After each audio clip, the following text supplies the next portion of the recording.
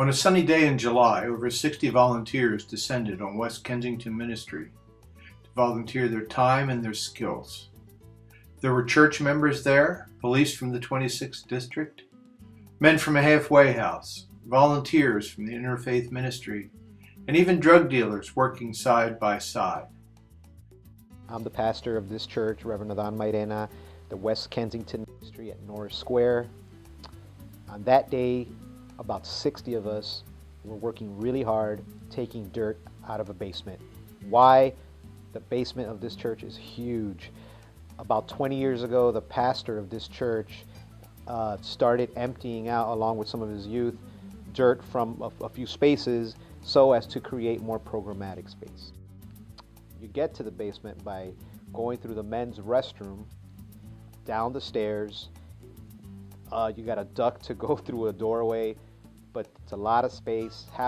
About half of it has been emptied out, but there's still a lot more space that we can use. So we take dirt out little by little, bucket by bucket. There was an assembly line of people. There were people digging.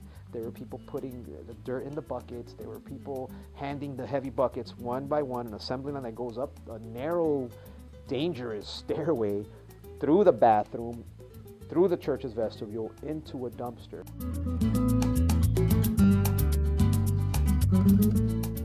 So on that day, actually that week, we had a group here called the Interfaith Community Building Group, a group that travels around the world every year. They've been doing this for about 20 years, I think. They're based out of Philadelphia and the surrounding suburbs.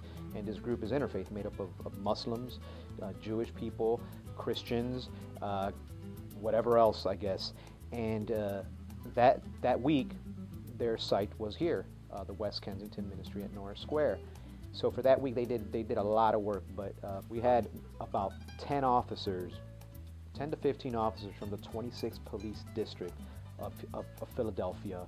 A great group of people that have always helped us out. We had members of our church. A lot of our men were here. We had men who live in a halfway house now, recovering addicts who are just a wonderful group of guys who attest to, how if you want to change, if you have a hand that helps you, change is possible, transformation is possible. And also we had, some young men who are in our neighborhood who are what we call our local pharmacists. You don't need a prescription to get whatever drug you need from them. But you know what? They're still our neighbors. We love them.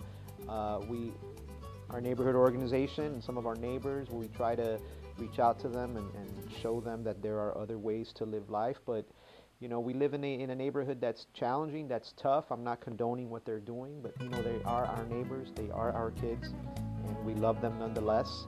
And I guess I can go off topic here, but if we had more jobs, if we had more opportunities, if the world was different, if our city was different, they wouldn't be doing what they're doing. And they saw what we were doing, and because I'm in the community, a lot of our church leaders live in the community, and we talk with them. They said, Rev, and even I think some of our officers got them to come help, and they gave us a few hours to help take dirt out of our basement. We filled up a whole dumpster.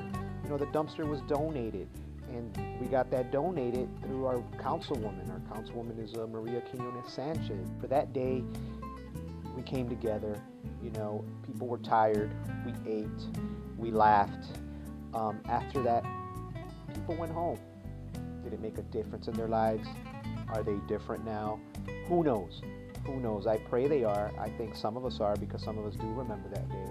And is that the purpose of a church, to bring people together? Is that the purpose of humanity, to work together? Is that the purpose of community, for us to come together and try to make the world a better place? Who knows? In a few years, the work that my predecessor started with a few teenagers just emptying out dirt, and now what we did, who knows? In a few years, maybe that whole space will be emptied out, and there'll be music lessons or dance classes, or young people or old people, creating electric engines, or coming up with something that in turn, affects the community, where they grow individually and where they make an impact in society.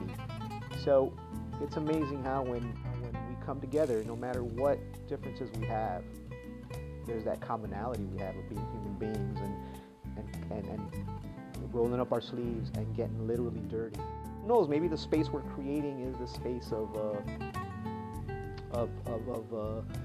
collaboration, a sacred space where we can come together and sit at table and recognize each other as human beings, despite us being law enforcement folk or drug dealers or Jewish or Christian or Muslim or rich or poor or fat or skinny, black or white, whatever it is. Because on that day, that's what we had here. We had people of all shapes, colors, sizes, ethnicities, religious background, faith experiences.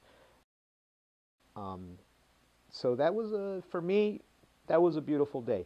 You know, if I die and if I have a highlight reel as I'm walking into the light, I think that day will stick out, and I hope it sticks out for some of the folks that were involved. So I want to thank all the folks that were part of it, and who knows, you know, maybe we'll do it again.